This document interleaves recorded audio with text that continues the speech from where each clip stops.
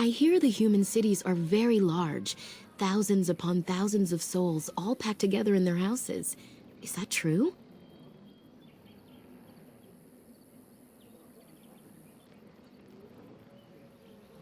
How very loud that must be with everyone talking all at once.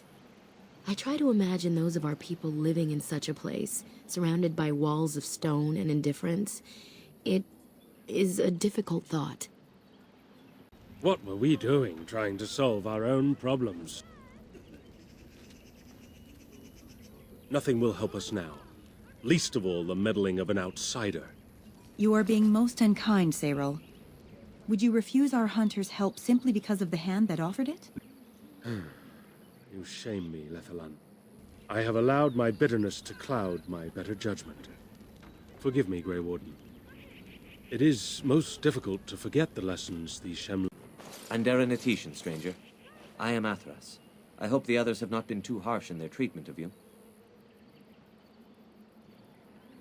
I would be the same in their place. They have just been attacked, after all. It is not our intention to insult a Grey Warden. We are simply wrapped up in the plight of our hunters. It is easy to forget simple niceties at such a time. I understand you will search for the wolves in the Brazilian forest. I would join you, but Zathrian has forbidden me. None of us are happy about this situation, and I least of all. But I shouldn't trouble you with this. You have your own concerns, I am certain. Well, perhaps you could help me with it. I would certainly appreciate anything you could do. My wife Denilah and I both fought the werewolves in the ambush. She was injured so gravely, the curse spread rapidly in her. Zathrian fought hard to ease her pain, but there was little he could do. And though he says that Denilah is dead, her body, I am beginning to believe she became a werewolf. And that it is being kept. If I could just know if Denilah is alive, or what happened to her, then I could be at peace. I have an amulet made by our craftsman. It's not much, but I would be happy to give it to you in return for any news.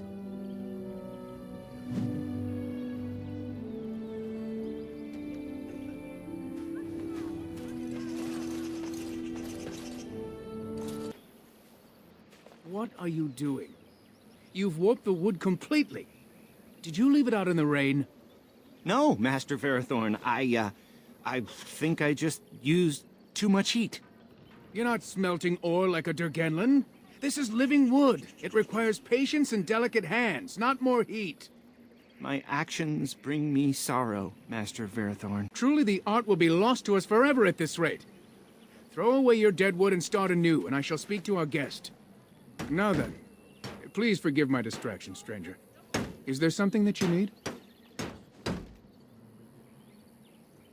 Yes, the Keeper sent word that you might ask me for such.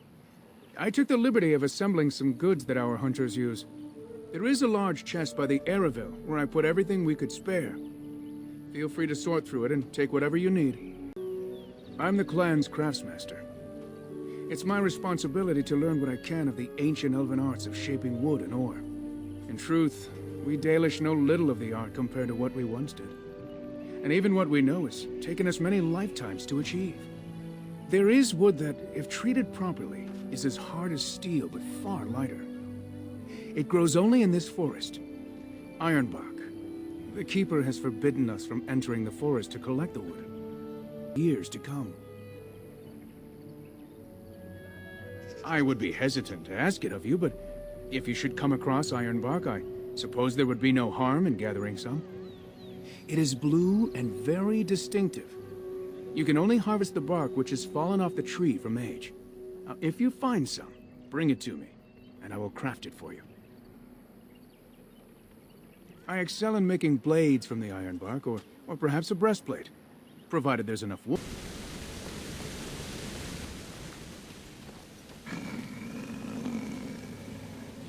The Watchwolves have spoken truly, my brothers and sisters.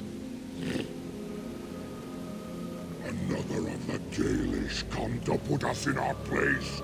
Come to make us pay for our attack.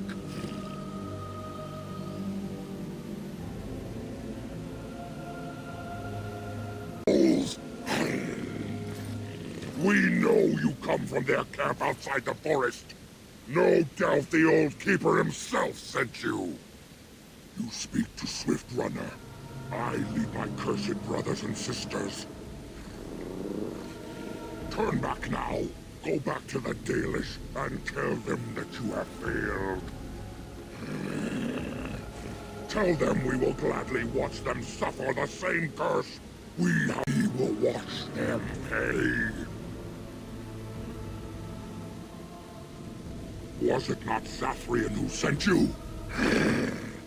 He wishes only our destruction, never to talk. The time for peace is long past.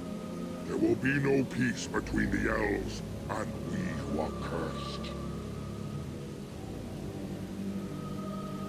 You know nothing, do you? Nothing of us, and even less of those you serve.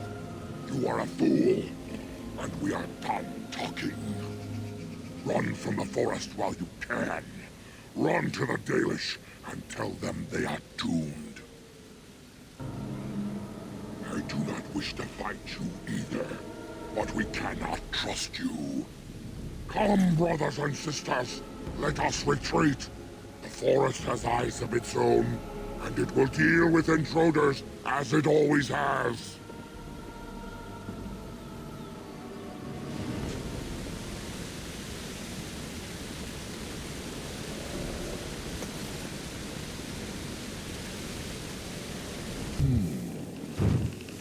What manner of beast be thee that comes before this elder tree?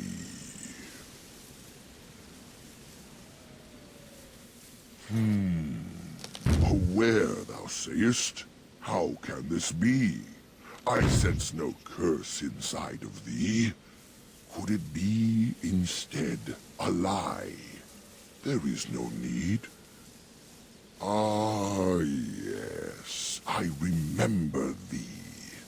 Long ago, the elves roamed free, their numbers few and passing fast, until one eve we saw their last.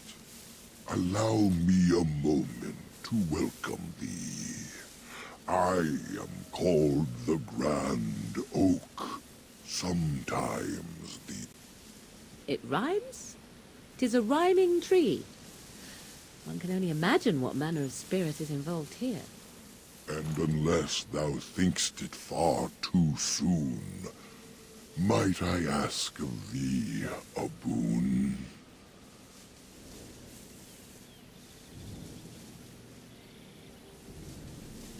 I have but one desire, to solve a matter very. As I slept one early morn, a thief did come and steal an acorn. All I have is my being, my seed. Without it, I am alone indeed. I cannot go and seek it out, yet I shall die if left without.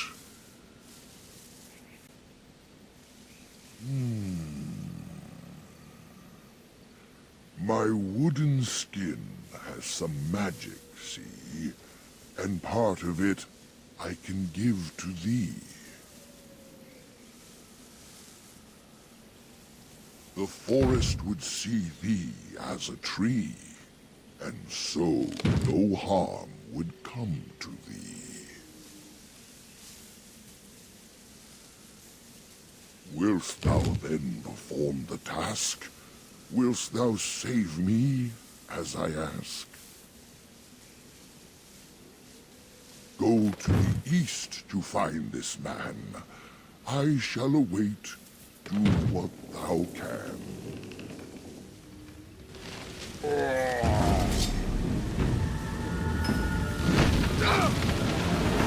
You will learn to fear me!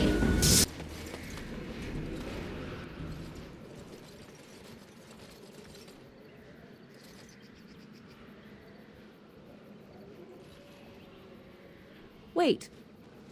We are back at the beginning of the path. The forest, it seems, does not wish us to reach wherever the path leads. How protective.